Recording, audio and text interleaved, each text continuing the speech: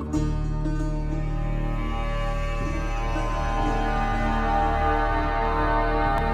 YouTube, Military Reviews UK here, and welcome to another video. In this video we're going to be taking a look at the MK7 helmet as seen here. This helmet is current issue to the British Armed Forces, and it first entered service in 2009.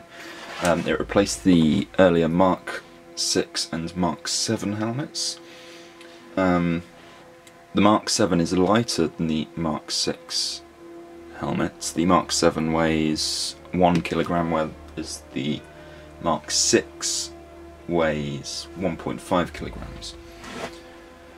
The MK7 has about the same ballistic protection as a MK6A, but I believe it's better than the standard MK6.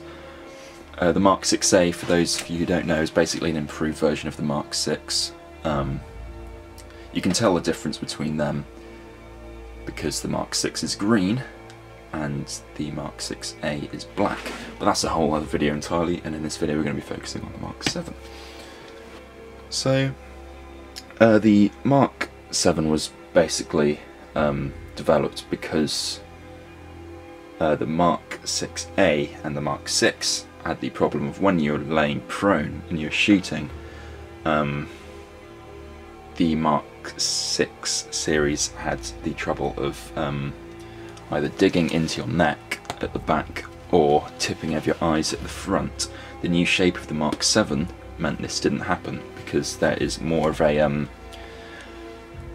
arch around the back and front, and also it was just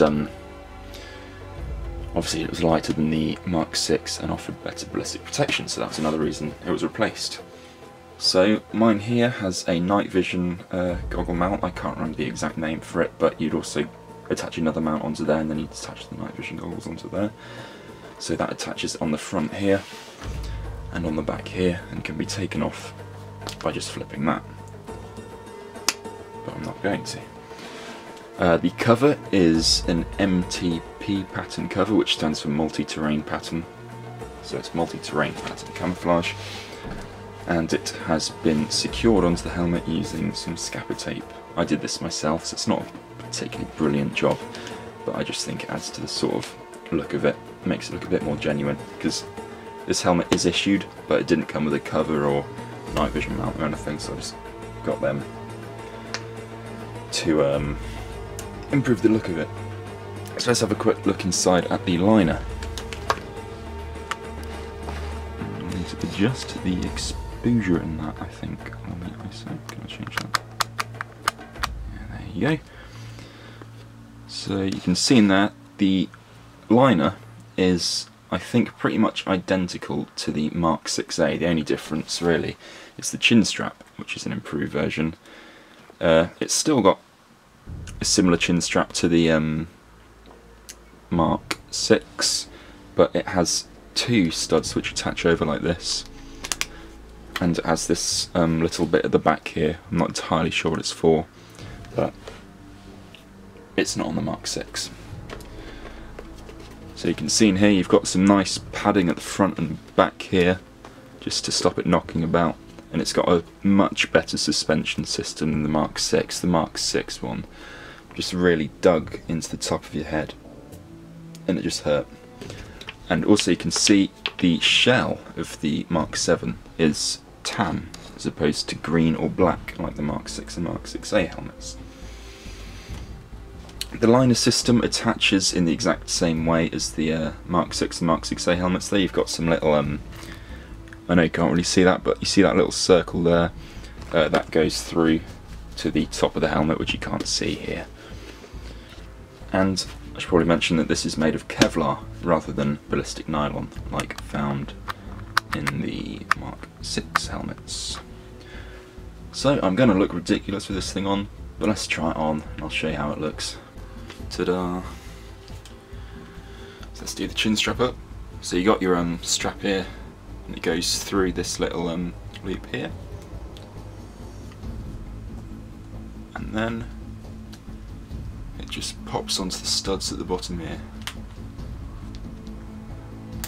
Easy as that. Now this chin strap isn't adjusted too well, but there you go, that's what it looks like. There. So that's pretty much it for this video. If you have any questions, just leave a comment below. I'll get around to answering it at some point. But all in all, this is a bloody solid helmet. Like, if I had to, I'd wear that into combat. It is lightweight, it is solid as a rock, could definitely protect you from a multitude of threats, and it looks cool, which is always a good factor for choosing military equipment. These are pretty readily available on places like eBay and stuff. I got mine in a surplus shop for £40. The mount and cover weren't included in that price though, because the helmet just came on its own. I think the mount was about, I think it was a tenner from the same surplus shop, and I got the cover on eBay for like £2, and the scapper tape I already had.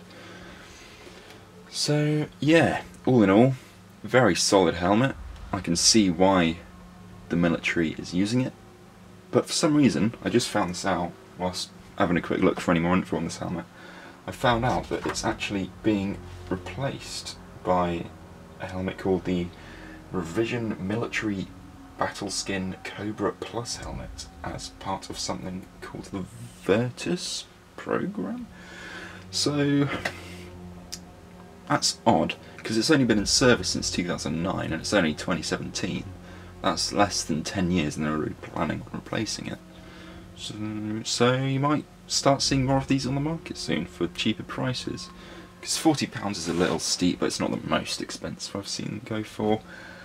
So yeah, keep your eye out on eBay and sites like that if you want one of these, because they do pop up for much cheaper than 40 sometimes. You might get yourself a good deal.